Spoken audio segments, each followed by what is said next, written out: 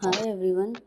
तो पिछले व्लॉग में मैंने आपसे कहा था सास के बारे में कि सास होनी बहुत ज़रूरी है, लेकिन ना काफ़ी लोगों ने इस बात से एतराज़ किया। तो मैं आपको ना अपना पॉइंट ऑफ व्यू बताती हूँ। मेरी ना 6 साल हो गए शादी को। 6 साल में तकरीबन मेरी शादी को 1 साल होने वाला था ना, तो मेरी सास का इंतकाल हो गया था। अब फिर हम कोई था ही नहीं घर में बड़ा, क्योंकि ना मेरी जो जिठानियाँ हैं ना, वो भी मतलब ज़्यादा एज की नहीं है, नॉर्मल हैं। तो अब उनके भी बच्चे हैं। अब जब फैमिली बड़ी है तो सबके हिस्से में काम है। तो अब घर में कोई बड़ा होता है, काम करने वाले जैसे हम हैं, हम काम कर रहे होते हैं, बच्चे रो रहे होते हैं, तो बड़ों का यही फ़ायदा होता है कि कम से कम चलो बच्चों को तो लेके बैठ जाता है। और दूसरी बात मेन चीज़ जो होती है कि हर एक घर में ऊंच नीच होती है, नहीं होती। जब घर में बड़ा होता है ना, तो वो उस ऊंच नीच में समझाता है कि क्या चीज़ सही है, क्या चीज़ गलत है। वो सब रिश्तों को एक साथ लेके चलता है। ये चीज़ होती है, ये होती है बड़ों की अहमियत।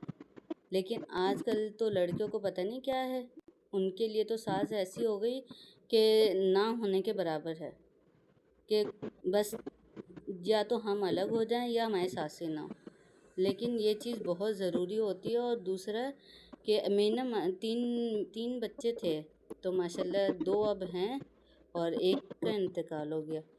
तो जिस बेटे का मेरे का इंतकाल हुआ है ना, तो वो ना बहुत बीमार रहती थी, मतलब रोना बहुत होता था। अब मेरी फैमिली पीछे से माशाल्लाह काफ़ी बड़ी है, तो अब घर में काम भी इतने होते थे। अब मैं काम करती थी ना, मेरी बेटी सारा सारा। Hi everyone.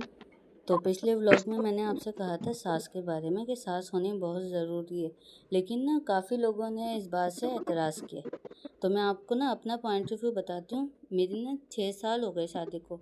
6 साल में तकरीबन मेरी शादी को 1 साल होने वाला था ना, तो मेरी सास का इंतकाल हो गया था।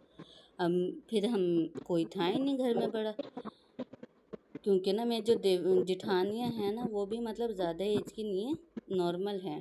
तो अब उनके भी बच्चे हैं। अब जब फैमिली बड़ी है तो सबके हिस्से में काम है। तो अब घर में कोई बड़ा होता है, काम करने वाले जैसे हम हैं, हम काम कर रहे होते हैं, बच्चे रो रहे होते हैं, तो बड़ों का यही फ़ायदा होता है कि कम से कम चलो बच्चों को तो लेके बैठ जाता है। और दूसरी बात मेन चीज़ जो होती है कि हर एक घर में ऊंच नीच होती है, नहीं होती। जब घर में बड़ा होता है ना, तो वो उस ऊंच नीच में समझाता है कि क्या चीज़ सही है, क्या चीज़ गलत है। वो सब रिश्तों को एक साथ लेके चलता है। ये चीज़ होती है, ये होती है बड़ों की अहमियत।